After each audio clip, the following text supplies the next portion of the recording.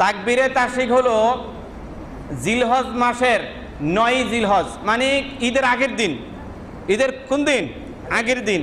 তো যেহেতু 2025 সালে ঈদ হবে শনিবার, ঠিক না? কয় তারিখ? 7 তারিখ। 7 তারিখ শনিবার, তাহলে 6 তারিখ শুক্রবার সকাল ফজরের নামাজের পরেই তাকবীর শুরু হয়ে যাবে। আল্লাহু আকবার, আল্লাহু আকবার, লা ইলাহা ইল্লাল্লাহু, আল্লাহু আকবার, আল্লাহু আকবার, ওয়ালিল্লাহিল হামদ।